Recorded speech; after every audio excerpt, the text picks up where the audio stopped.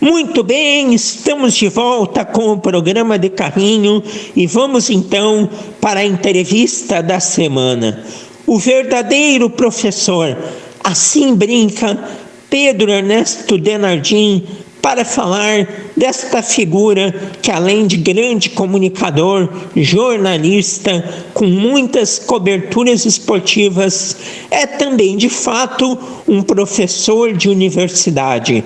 Para falar desta carreira e também dos assuntos atuais do esporte, Felipe Gamba. Boa tarde, Felipe, jornalista da Rádio Gaúcha, apresentador. Que prazer em te ter aqui no programa de Carrinho. Oi, Cassiano, obrigado pelo convite. Eu que agradeço a oportunidade de conversar com os ouvintes aqui do programa de Carrinho. Te peço desculpas porque era pra gente já ter feito esse papo há um bom tempo, e aí por uma questão de agenda e tudo mais a gente não conseguiu. Então agora a gente vai conseguir trocar essa ideia. Estou aqui à tua disposição para responder aos teus questionamentos, mais uma vez agradecendo pelo teu convite. Vamos nessa. Vamos lá, Gamba, bora para iniciarmos nosso papo. Você vem de Osório, terra de muita gente da comunicação. Conta como os caminhos te colocaram no jornalismo. Foi vocação, foi oportunidade? Conta para a gente. Então, Cassiano, é isso. Eu nasci em Osório, né? É uma cidade que já exportou, digamos assim, alguns jornalistas, né, para o Rio Grande do Sul, para o Brasil. Eu comecei lá no início dos anos 2000, e comecei como toda pessoa apaixonada por rádio começa, né? A gente vai lá, visita a rádio, quer fazer parte daquele universo. Comecei como operador de áudio, depois eu comecei a fazer alguns jogos pelo Campeonato Municipal de Osório, também fiz algumas coberturas do Campeonato Serra Mar, que é um campeonato muito importante lá da região. Comecei também a ter uma experiência na área do jornalismo geral. Eu tinha um quadro dentro de um programa jornalístico pela manhã, programa Olho Vivo, que era o programa de maior audiência da emissora, e a partir dali comecei a ter as minhas experiências, né? A minha transição para o rádio de Porto Alegre, ela acontece a partir do momento que a Rádio Osório começa a fazer coberturas dos jogos da dupla Grenal em Porto Alegre. Então eu comecei a fazer essas coberturas, comecei a participar das entrevistas coletivas dos treinadores. Ali eu comecei a ser notado por algumas emissoras de Porto Alegre, e aí teve um jogo do Grêmio contra o Juventude lá no estádio Alfredo Jaconi, onde eu fui convidado pelo Luiz Carlos Reck, então chefe de esportes da Rádio Guaíba, para trabalhar na Rádio Guaíba. E aí em dezembro de 2002 eu deixo a Rádio Osório, venho para Porto Alegre morar em definitivo para trabalhar na Rádio Guaíba. É muito bacana que o grande público costuma acompanhar os veículos de Porto Alegre, da capital. Mas a captação dos profissionais jovens, muitas vezes ela vem desses veículos do interior. Como é importante esse trabalho, essas oportunidades que inicialmente essas empresas de cidades menores abrem aos profissionais, porque é dali que você começa a ser visto. Então, o seu exemplo não é diferente de muitos outros. A partir de transmissões que a Rádio Osório, portanto, fazia na capital, e neste jogo em específico, o Grêmio Juventude, chamou a atenção aí do REC, na época da Rádio Guaíba. Bacana, você tem uma longa trajetória aí pelas rádios de Porto Alegre, até chegar à Rádio Gaúcha, onde já se vão bons anos, não é, Gamba? Relembra essas passagens e coberturas que você já realizou. Então, como eu estava te dizendo, eu chego na Rádio Guaíba em 2002, dezembro de 2002, é a minha primeira experiência em rádios de Porto Alegre. permaneço na Rádio Guaíba até o ano de 2008, quando eu recebo uma proposta para ir trabalhar no Grupo Bandeirantes, na Rádio Bandeirantes. Esse convite me foi feito pelo Rodrigo Weber, então coordenador de esportes da Rádio Bandeirantes. Weber, que depois passou a trabalhar no Internacional como assessor de imprensa, passou a trabalhar também no Capa do Internacional e hoje está no Atlético Mineiro. Então eu fiquei na Rádio Bandeirantes de 2008 a 2009, foi apenas um ano, uma experiência maravilhosa, convivi com grandes profissionais, aprendi muito ali, e aí em 2009 eu fui contratado pela Rádio Gaúcha pelo Pedro Ernesto Denardim. Então na Rádio Gaúcha eu estou desde 2009, completei agora no dia 1º de maio 13 anos, trabalhando na principal emissora jornalística do Rio Grande do Sul e uma das maiores do país. 13 anos de Rádio Gaúcha, uma grande potência. Te lembro de trabalhar lá na Rádio Bandeirantes também, te escutava na Bandeirantes, era muito legal, era uma época muito bacana, eu curtia muito. Hoje ainda, todas as rádios têm papéis bacanas no jornalismo aqui do Rio Grande do Sul, mas o time da Bandeirantes naquela época, Ribeiro, o Belmonte, o Baldasso, que time legal, Daniel Oliveira. E Gamba, após a saída do Silvio Benfica, da Gaúcha, em 2017, você assumiu o comando dos programas Esportes ao Meio-Dia e Balanço Final, se estabelecendo mais como âncora e deixando o dia a dia das reportagens. É algo que te dá saudades, ou você, até pela rotina de professor, que falaremos na sequência, torna-se mais fácil de administrar? Então, Cassiano, essa transição é bem interessante, né? Porque eu chego em 2009, sou contratado para ser repórter e atuo como repórter de 2009 até o ano de 2017.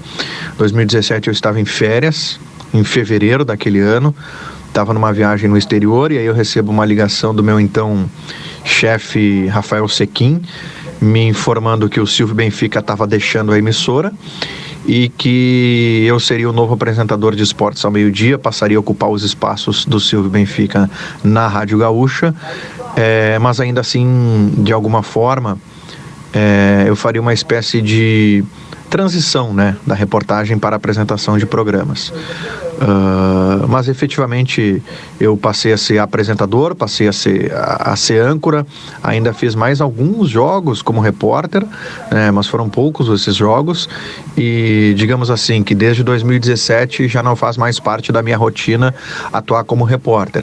Se tu me perguntares se eu sinto saudade, claro que eu sinto, a minha essência é a reportagem, mas hoje eu entendo também que eu vivo um novo momento da minha carreira, né? Eu há 5 anos sou apresentador, né? Há 5 anos eu também atuo um pouco como comentarista, analista, tenho uma coluna em GZH, então as minhas responsabilidades elas são maiores, né? As minhas atribuições elas são maiores, porque também eu começo a fazer uma transição do jornalismo informativo para esse jornalismo opinativo, interpretativo, né? Atuando como âncora e como comentarista.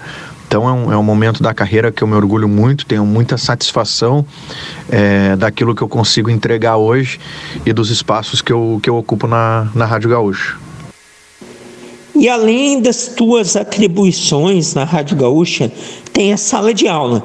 Como que te apareceu essa profissão tão importante e essencial, que no seu caso é contribuir para a formação de novos profissionais, não é?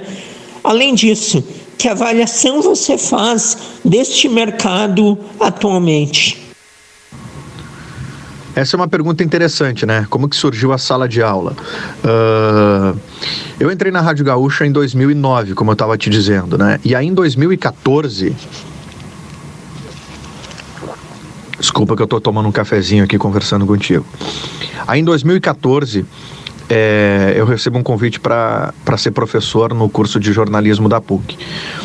Eu fui indicado por uma grande amiga minha, Jorge Santos, que era professora da PUC.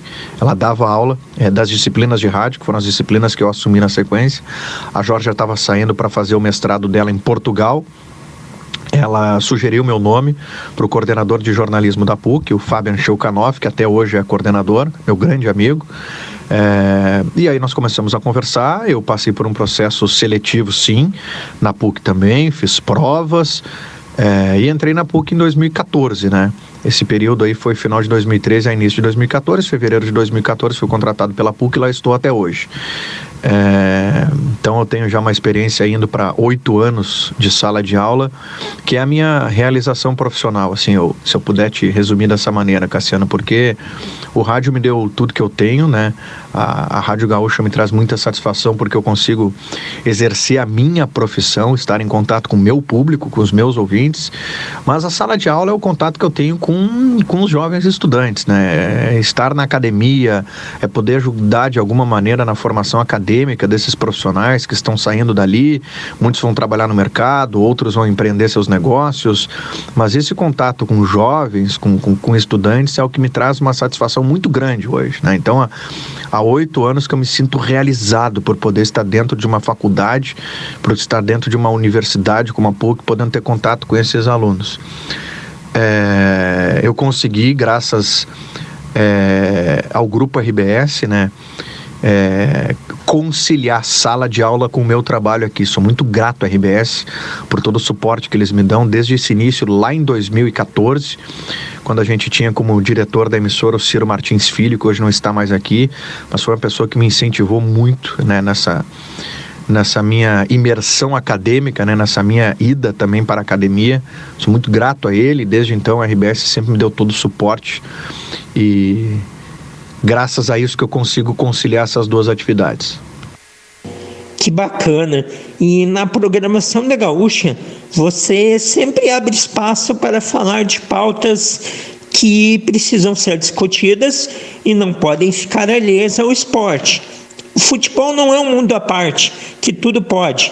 Você diz e concordo plenamente. É um papel que quem tem o poder do microfone pode exercer para ajudar a sociedade?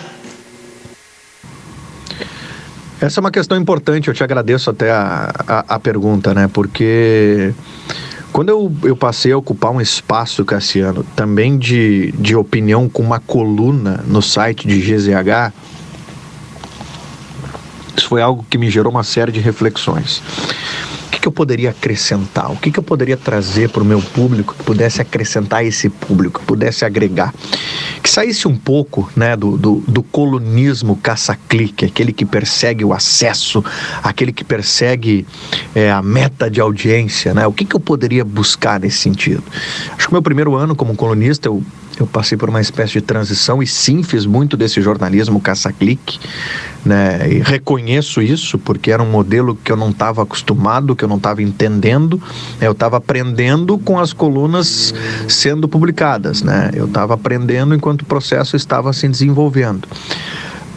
Mas chegou um determinado momento, e isso ocorreu em meio à pandemia, que eu entendi que eu poderia ocupar um outro espaço, que eu poderia exercer um outro papel. E a partir daí eu começo a fazer análises que transcendem um pouco o campo, né? Que transcendem um pouco aquilo que a gente está acostumado, a contratação, a saída do jogador, a avaliação do técnico, que é esse jornalismo, né, mais voltado para o social, né? O futebol como um instrumento de transformação social, e não só o futebol, mas todos os esportes, né? E acho que é fundamental que a gente tenha possibilidades de ocupar esses espaços e propor essas reflexões, e é isso que eu tento fazer, não só na minha coluna, mas também quando eu estou com o microfone da Rádio Gaúcha aberto, porque é uma maneira da gente fortalecer a sociedade, fazer com que a sociedade reflita sobre isso, né? Não apenas se preocupar se o jogador foi bem, se o jogador foi mal, se o time está bem, se o time está mal, mas para mim tudo acaba passando por uma questão social, e o social é muito maior, é o social que nos move.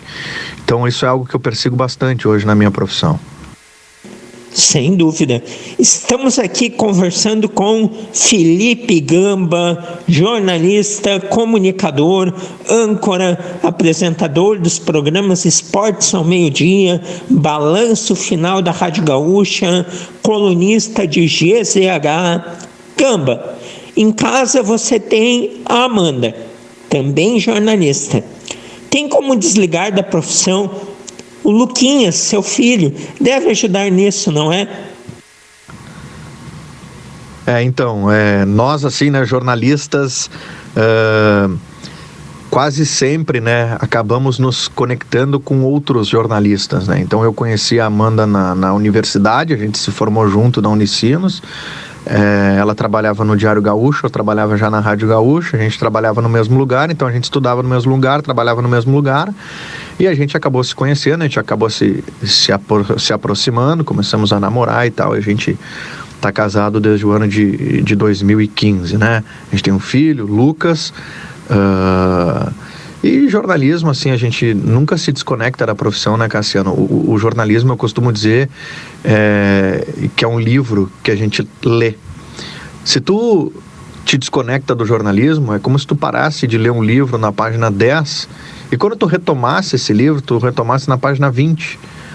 O que aconteceu entre a página 10 e a página 20? Tu precisa saber, porque senão tu não vai conseguir fazer a tua análise, o teu trabalho de reportagem.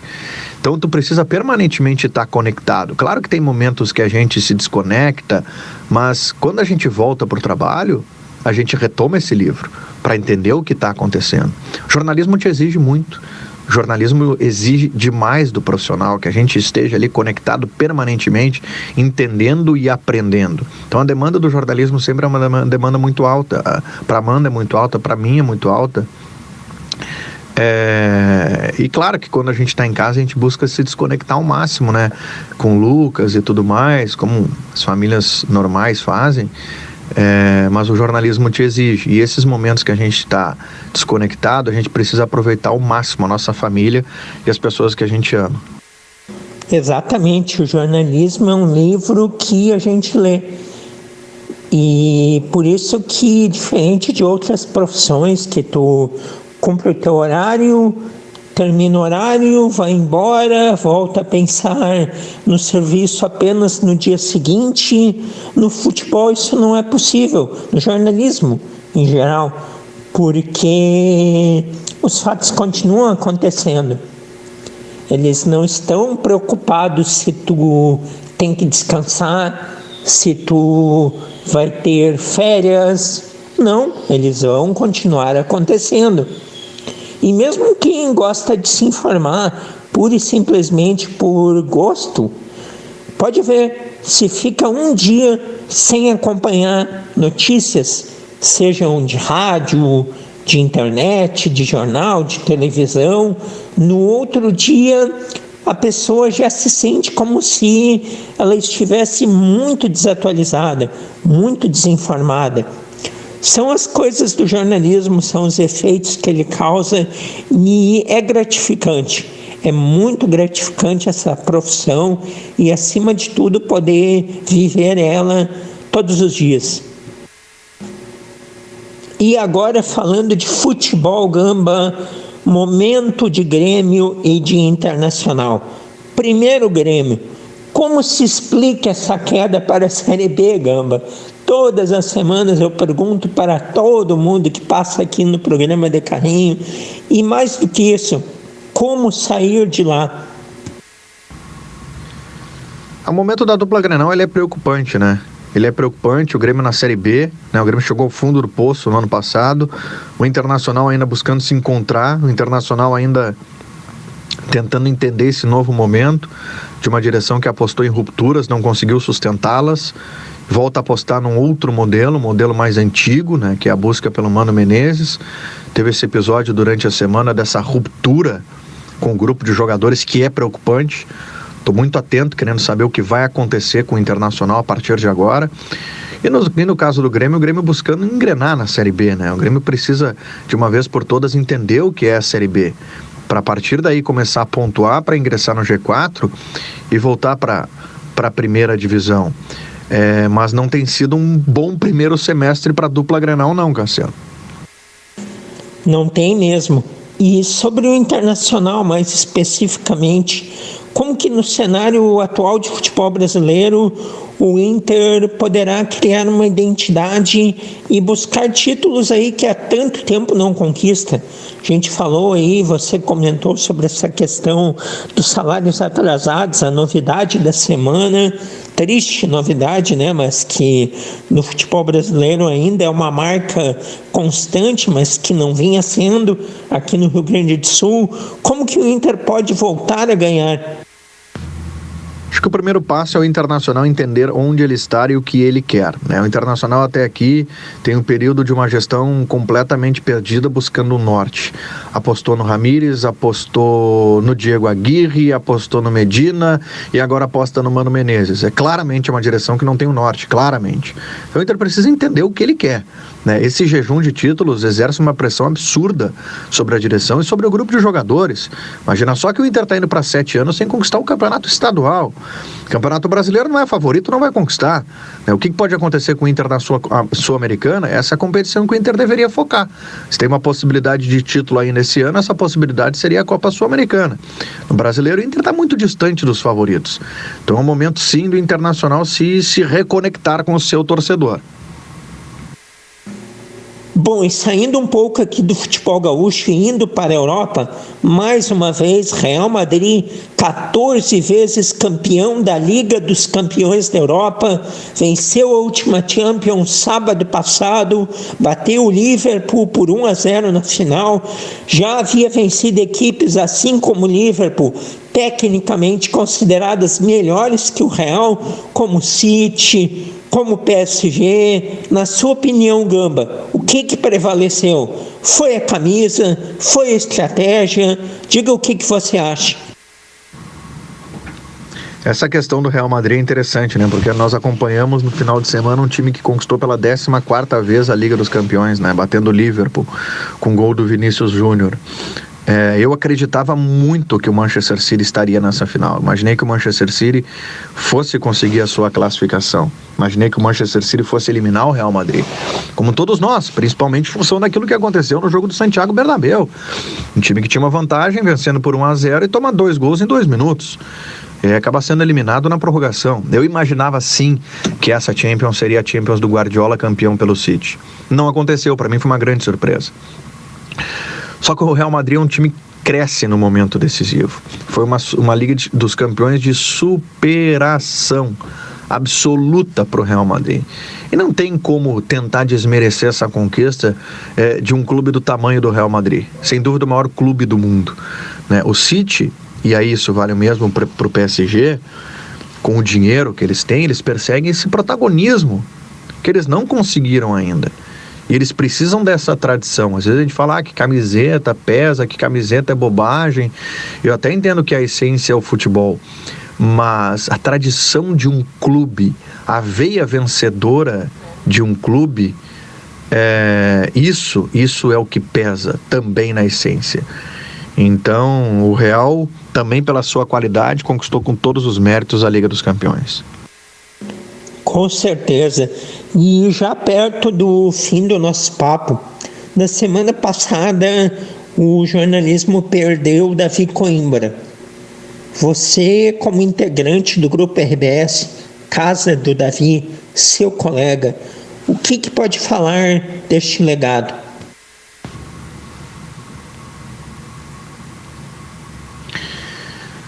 Pois é, né? Essa foi uma notícia que nos deixou muito tristes, né? Sexta-feira passada perdemos o Davi.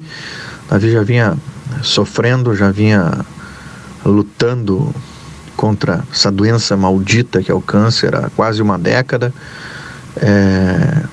A gente lamenta muito a morte do Davi, mas esse também é o momento da gente olhar para aquilo que o Davi nos deixa, né? Como legado, como ensinamento, como aprendizado. Eu, por exemplo, entrei na faculdade, eu sonhava em entrar no jornalismo e eu já li os textos do Davi, me inspirava no Davi, queria escrever como Davi, guardava os cadernos especiais da Zero Hora que tinham as colunas dele, comprava os livros dele. E aí, por essas coisas da vida, a gente vai crescendo na carreira e num determinado momento eu estou dividindo o programa com o Davi Coimbra, né? Então, isso assim é impactante também, né? Do ponto de vista da vida como um todo, né? Como as coisas acontecem. Então imagina que era uma pessoa que eu tinha como referência, como ídolo na profissão, e eu passo a dividir um espaço com ela. E aprendi muito com o Davi, como todos nós aqui. Acho que cada um aqui do Grupo RBS tem um pouco de Davi, né? Acho que cada um aqui, essa questão, principalmente um olhar mais humano para o jornalismo esportivo, acho que isso é um legado do Davi, um dos maiores cronistas desse país, e ainda estamos todos muito, muito abalados com a sua perda, né? É triste. Perder o Davi nos deixou todos muito impactados, Cássio.